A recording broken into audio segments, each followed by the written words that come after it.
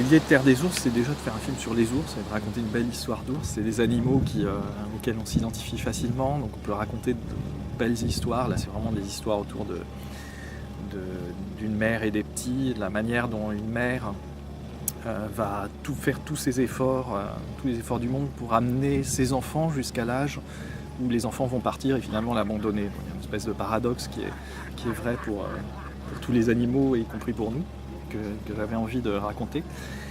Et de le raconter à travers les ours, parce que voilà, c'est des animaux pour lesquels c'est particulièrement vrai, avec lesquels on s'identifie. Après, j'en ai parlé à Yves Pacalet, qui était scénariste du Commandant Cousteau, qui est naturaliste, qui a écrit plein de livres, de scénarios.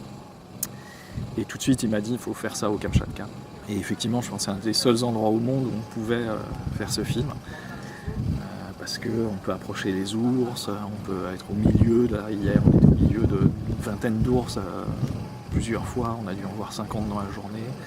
On a écrit avec Yves toute une histoire autour de ça, histoire qu'après au moment du tournage on réadapte toujours le jour pour pouvoir continuer à raconter cette belle histoire.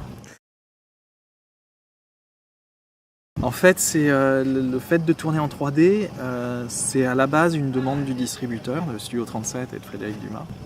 On a hésité à cause de la difficulté de tourner en 3D, de la lourdeur du matériel, tout ça, mais bon, on s'est lancé dedans, on a fait le pari que ça marcherait. Là c'est pareil, je crois qu'il n'y a pas d'autres endroits au monde où on aurait pu faire ce film en 3D, parce qu'il faut s'approcher des ours, il faut avoir du temps. Il y a vraiment une lourdeur du système. Par contre, on est récompensé tous les soirs quand on regarde les rushs, c'est superbe, et je pense que la 3D effectivement aujourd'hui est particulièrement adaptée soit à des univers complètement imaginaires qu'on invente, soit au contraire de la réalité brute, parce qu'il y a une impression, pas d'hyper-réalité justement, c'est ça qui est intéressant, mais de réalité, d'être dans l'univers, dans l'espace. Et ce qui est hyper intéressant dans la 3D, on pense toujours au volume, on pense toujours à l'espace, mais il y a un effet de matière. La matière tout d'un coup prend une réalité, une puissance, on a envie de toucher, de gratter. Tous les poils des ours n'ont jamais été aussi bien définis que sur les plans qu'on a fait, la roche volcanique qu'on a fait dans la vallée des geysers. Tout ça prend une réalité qui est époustouflante, vraiment, c'est super beau. On avait une connaissance commune qui a lu le dossier et qui du coup l'a donné à FinSpace et à James Cameron. Et ça les a beaucoup intéressés. Ils étaient très intéressés pour participer au projet. Donc du coup, ils ont amené tout ce qui est équipement 3D et caméra.